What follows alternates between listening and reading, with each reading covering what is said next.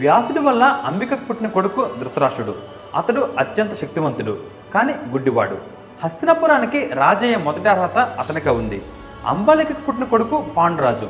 తను శారీరకంగా వీక్గా ఉంటాడు, కానీ విలువిద్యలో మాత్రం ఆరితేరినవాడు. దాసికి పుట్టినవాడు విదురుడు. అతడు బలవంతుడు, తెలివైనవాడు. హస్తినాపురం భవిష్యత్తు ఈ ముగ్గురు వల్లే మారబోతుంది. ఈ ముగ్గురు అంటే భీష్ముడికి అత్యంత ఇష్టం. చాలా గారభంగా పెంచాడు. వాళ్ళకి యుద్ధ విద్యలు, అస్త్ర విద్యలు, వేదాలు, నీతి శాస్త్రాలు అన్ని నేర్పించాడు. ధృతరాష్ట్రుడికి, పాండురాజుకి భీష్ముడికి తెలియకుండా కోల్డ్ వార్ జరిగేది. నేను గుడ్డివాడు అవడం వల్ల ఎప్పటికైనా నాకు దక్కాల్సిన సింహాసనం తన తమ్ముడు లాక్కుంటాడేమో అని. అలానే గుడ్డివాడు రాజు అవడం పాండురాజు కూడా ఇష్టం లేకపోవడం వల్ల ఇద్దరి మనసుల్లో ఒకరంటే ఒకరు ద్వేషం పెంచుకున్నారు. వీళ్ళు పెద్దవారయ్యారు. మొదటి సంతానం అవడం వల్ల ధృతరాష్ట్రుడికి హక్కుగా పట్టాభిషేకం జరిగి రాజయ్యాడు. పాండురాజు సేనాధిపతిగా ఉన్నాడు. ధృతరాష్ట్రుడు రాజు అయినప్పటికీ రాజ్యం నడిపించేది మాత్రం పాండురాజే. ఈ విషయం అందరికీ తెలిసిన రహస్యమే, ఓపెన్ సీక్రెట్. అదే సమయంలో గాంధార దేశంలో రాజ్ కుటుంబీకులు ప్రజల్ని పట్టి పీడించి చిత్రహింసలకి గురి చేస్తున్నారని భీష్ముడికి తెలిసింది. గాంధార దేశం అంటే మన ప్రస్తుత ఆఫ్ఘనిస్తాన్. భీష్ముడు గాంధార దేశం పైకి యుద్ధానికి వెళ్ళి వాళ్ళని ఓడించి ఆ రాజ్ కుటుంబంలోని రాజుని, తన 100 మంది పిల్లల్ని బంధించి బందీలుగా హస్తినాపురానికి తీసుకొచ్చాడు. యుద్ధం తర్వాత యుద్ధ బందీలుగా బంధించిన వాళ్ళని చంపకూడదు, అలా అని భోజనం పెట్టకుండా ఉండకూడదు. కానీ ప్రజలని అంత చిత్రహింసలకి గురి చేసిన వాళ్ళు బ్రతకూడదని భీష్ముడు అనుకున్నాడు. ఆ 101 మందిని ఒక పెద్ద బావి లాంటి కారాగారంలో పెట్టి, మీకు రోజుకి ఒక్కొక్కరికి ఒక్కో మెతుకన్నం మాత్రమే ఇస్తాను, ఆకలితో చావండి అని భీష్ముడు అన్నాడు. అప్పుడు ఆ బందీలలో గాంధార దేశపు రాజైన శుబల భీష్ముడితో, నేను నా 100 మంది కుమారులు కలిసి 101 మంది ఉన్నాం. నువ్వు పెట్టే 101 మెతుకులు మాకు సరిపోక మేము కుంగి కృషించి చనిపోతాం.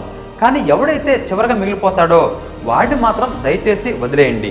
ఎందుకంటే వాడి కళ్ళ ముందు 99 మంది సోదరులు తండ్రి చనిపోవడం చూసిన వాడు మరల తప్పు చేయడు. దయచేసి మాలో చివరివాడిని మాత్రం వదిలేయండి అని భీష్ముడిని శుబల శరణ కోరుకున్నాడు. సరే అని భీష్ముడు ఒప్పుకున్నాడు. భీష్ముడు చేసిన పెద్ద తప్పు ఇదే. ఆ ఒక్క చిన్న మాట వల్లే మహాభారతంలోని కురుక్షేత్ర యుద్ధం జరగడానికి కారణమైంది. ఎట్టి పరిస్థితుల్లోనూ శత్రుపైన జాలి చూపించకూడదనే నియమం భీష్ముడు ఉల్లంఘించాడు. ఆ రోజు రాత్రైంది. ఆ 101 మంది బందీలకి సైనికులు ఒక్కో మెతుకు చెప్పిన 101 మెతుకులు అన్నం పెట్టారు. అప్పుడు శుబల తన 100 మంది కొడుకుల్ని దగ్గరికి పిలిచి, కుమారులారా, మనం ప్రజల్ని హింసించామని, అంతకన్నా ఘోరంగా మనల్ని ఆకలికి అలమటించేలా చేసి చంపాలని భీష్ముడు అనుకుంటున్నాడు. కానీ మనలో మిగిలిన చివరివాడిని మాత్రం వదిలేస్తానని మాటిచ్చాడు. కాబట్టి ఆ చివరిగా మిగిలేవాడు మనలో అత్యంత తెలివైనవాడు అయి ఉండాలి. వాడే భీష్ముడి కుటుంబాన్ని, రాజ్యాన్ని సర్వనాశనం చేయాలి. మనం ఆకలితో అలమటించి చావాలి అని కోరుకున్న వాడి కుటుంబంలో ఎవ్వరికీ అన్నం సహించకూడదు. చరిత్రలో ఎవ్వరు పడినన్ని కష్టాలు వాళ్ళు పడాలి. అలా చేయడానికి దేహబలం సరిపోదు. ఎందుకంటే భీష్ముడిని కండబలంతో మనం ఓడించలేం, కేవలం బుద్ధి బలంతో మాత్రమే జయించగలం. కాబట్టి ఈరోజు మీ అందరికీ ఒక పరీక్ష పెడతాను. మీలో ఎవరైతే ఆ పరీక్ష నెగ్గుతాడో వాళ్ళకి మాత్రమే ఈ 101 మెతుకులు అన్నం భోజనంగా ఇస్తాను. మిగిలిన వాళ్ళంతా ప్రాణత్యాగానికి సిద్ధం అవ్వాలి అని అన్నాడు. ఇప్పుడు మనందరి దగ్గర ఒక్కో మెతుకన్నం ఉంది. మీలో ఎవరైతే ఆ మెతుకుని 2 ముక్కలు అవ్వకుండా దాని మధ్యలో నుండి దారం తీస్తారో వాళ్ళని తెలివైన వాళ్ళగా గుర్తించి ఈ అన్నం అంతా పెడతాను అని శబల అన్నాడు. అందరూ ప్రయత్నిస్తూనే ఉన్నారు. అందరి మెతుకులు విరిగిపోతున్నాయి. వారందరిలో చిన్నవాడు ఒకడున్నాడు. అతని పక్కనున్న ఒక చిన్న గొట్టం లాంటి సన్నని చీపురుపులని తీసుకొని ఆ గొట్టంకి ఒక పైన అన్నం మెతుకు పెట్టి మరోవైపు ఒక చీమకాలికి దారం కట్టి ఆ గొట్టంలోనికి పంపి యువతల వైపున వేలుతో మూశాడు. ఇక చీమకి వేరే దారి లేక ఆ గొట్టానికి మరోవైపు ఉన్న అన్నం మెతుకుకి కన్నం చేసి దానిలో నుండి పాస్ అయింది. అలా అన్నం మెతుకు ముక్కలు అవ్వకుండా దారాన్ని దాని మధ్యలో నుండి తీసి చూపించాడు.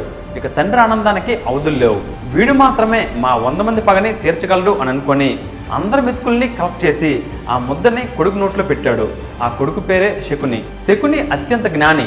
ఒక మనిషిని చూడగానే అతనిలోని బలాలు, బలహీనతలు వెంటనే పసిగట్టగలడు. తన నెమ్మదైన మాటలతో ఎవరినైనా మార్చగలడు. కొన్ని వారాల్లోనే ఒకరి తర్వాత ఒకరుగా తన 99 మంది సోదరులు చనిపోయారు. చివరగా తండ్రి అయిన శుబల, కొడుకైన శకుని మాత్రమే మిగిలారు. అప్పుడు శుబల కొడుకుని దగ్గరికి రమ్మని పిలిచి, శకుని, మన కళ్ళ ముందే మన వాళ్ళు 99 మంది చనిపోయారు. మా అందరి చావుకి కారణమైన వాడు ఎవడూ జీవించకూడదు. ఇక చివరిగా మిగిలేది నువ్వే. కానీ కాలం ఎలాంటి గాయమైనా మానిపోయేలా చేస్తుంది.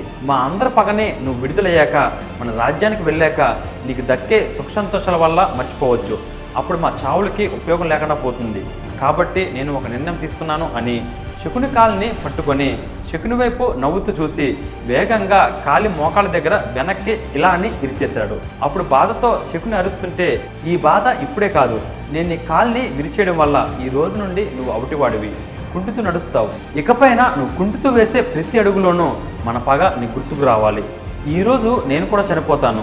నేను చనిపోయిన తర్వాత నా కుడి తోడలోని ఎముకను తీసి దాన్ని రాయి మీద రుద్ది వాటితో పాచికలను చేయి. ఆ పాచికలలో నా శక్తి ఉంటుంది. నువ్వు ఏ సంఖ్య పడాలనుకుంటావో అదే సంఖ్య నీకు పడుతుంది. ఆ పాచికలు నీ మాట వింటాయి అని చెప్పి చనిపోయాడు. శకుని తన తండ్రి నుండి ఎముకను తీసి దీర్ఘంగా ఆలోచిస్తూ ఆ ఎముకని ఒక రాయి పైన రుద్దడం మొదలుపెట్టాడు. వెంటనే ఆవేశపడితే మొదటికే మోసం వస్తుంది. అవకాశం వచ్చే వరకు ఎదురు చూస్తాను, వచ్చాక మాత్రం పక్కనే ఉంటూ ఒక పథకం ప్రకారం కొంచెం కొంచెం విషం ఎక్కిస్తూ ఆ రాజ్యాన్ని నాశనం చేయాలి అని అనుకున్నాడు. ఫ్రెండ్స్, ఒక మోస్ట్ ఇంట్రెస్టింగ్ కథ చదివితే చాలు, అది ఒక మనిషి జీవితాన్నే మార్చేస్తుందంటే మీరు నమ్ముతారా? కేవలం ఆ కథ మీ పిల్లలకి చదివి వినిపిస్తే చాలు, వాళ్ళ జీవితానికి కావాల్సిన విలువలు నేర్చుకుంటారు అంటే మీరు నమ్ముతారా? మీరు జీవితంలో అనుభవిస్తున్నా లేక రాబోతున్నా ఎలాంటి సమస్యకైనా పరిష్కారం ఒక కథ చదివితే చాలు మీకు దొరుకుతుంది అంటే మీరు నమ్ముతారా? Yes, it's possible only with the greatest epic ever told in the history of mankind. It's the Mahabharata. ఈ కథ ఒక సూపర్ హిట్ మూవీ కన్నా 100 రెట్లు గొప్పగా ఉంటుంది. It's a challenge. విక్రమాదిత్య మాటలో రాసిన మహాభారతం పూర్తి కథ 2 భాగాలలో పుస్తకం ఇంకా ఈబుక్ రూపంలో అమెజాన్ ఇంకా 43 ఆన్లైన్ స్టోర్స్లో దొరుకుతుంది. ఈ పుస్తకం ప్రపంచవ్యాప్తంగా 54 భాషల్లో దొరుకుతుంది. లింక్స్ ఈ వీడియో కింద డిస్క్రిప్షన్లో ఇచ్చాను, వెంటనే ఆర్డర్ చేయండి. ఎందుకంటే ఇది కేవలం ఒక పుస్తకం మాత్రమే కాదు, ఇది నీ జీవితానికి కావాల్సిన గ్రంథాలయం. ఇచ్చిన మాట ప్రకారం భీష్ముడు చివరిగా మిగిలిన శకునుని వదిలేశాడు. కానీ గాంధార దేశంతో వైరం ఉండకూడదనుకొని దానికి ఒకటే మార్గమని మరలా గాంధార దేశానికి కొన్ని నెలల తర్వాత వెళ్ళి శకుని చెల్లెలైన గాంధారిని ధృతరాష్ట్రుడికి ఇచ్చి పెళ్లి చేయాలి అని అనుకున్నాడు. సో గాంధారిని ముందు కూర్చోబెట్టి, అమ్మ గాంధారి, మా రాజ్యానికి రాజు అయిన ధృతరాష్ట్రుడు చాలా శక్తివంతుడు, జ్ఞాని, నీతివంతుడు అని తన గురించి ఎంతో గొప్పగా ఎన్నో విషయాలు చెప్పాడు. అన్నీ చెప్పిన తర్వాత చివరిలో కానీ అతను గుడ్డివాడు అని చెప్పాడు. అప్పుడు శకునికి కోపం వచ్చి, మంచి విషయాలన్నీ ముందుగా చెప్పి చివరగా గుడ్డివాడని చెప్తావా? ఒక గుడ్డివాడిని పెళ్లి చేసుకోవాల్సిన అవసరం మా చెల్లికి లేదు అని భీష్ముడితో అన్నాడు. వెంటనే గాంధారి లేచి పరిగెత్తుకుంటూ గదిలోకి వెళ్ళి తలుపు వేసుకుంది. అందరూ వెళ్ళి తలుపు తీయమని గట్టిగా తలుపుని తట్టగా ఆమె తలుపు తెరిచింది. ఆమెను చూసి అందరూ షాక్ అయ్యారు. ఎందుకంటే ఆమె కళ్ళకి గంతలు కట్టి ఉన్నాయి. ఏంటమ్మా ఇది అని శకుని అడిగితే, అన్న, నీ కాబోయే భర్త ఇలా ఉంటాడు అలా ఉంటాడు అని భీష్ముడు చెప్తున్నప్పుడే నేను అతన్ని నా భర్తగా ఊహించుకున్నాను. నేను అతను గుడ్డివాడు అని చెప్పకముందే అతనే నా భర్త అని నిర్ణయించుకున్నాను. అంతటి గొప్పవాడికి చూపు లేకపోవడం అనేది ఒక చిన్న లోపం మాత్రమే. ఏ లోపం లేని వ్యక్తి ఈ లోకంలో ఎవరు ఉండరు. నా భర్త కనిపించిన ప్రపంచం నాకు కూడా వద్దని తన కళ్ళకి గంతలు కట్టుకుంది. ఇది నాకు అతనిపైన ఉన్న ప్రేమకి చిహ్నం అని చెప్పి భీష్ముడితో హస్తినాపురానికి బయలుదేరింది. శకుని పగ ఇంకా పెరిగిపోయింది. అవకాశం ఎప్పుడు వస్తుందా అని ఎదురు చూస్తున్నాడు. ఇక్కడ ధృతరాష్ట్రుడికి గాంధారికి పెళ్ళైపోయింది. పాండురాజుకి కుంతితో మాదిరితో పెళ్ళయింది. అంతా సంతోషంగా ఉన్న సమయంలో పాండురాజు తన 2 భార్యలతో కలిసి విహారయాత్ర కోసం అడవుల్లో సుందరమైన ప్రదేశాల దగ్గర నివసించడానికి వెళ్ళారు.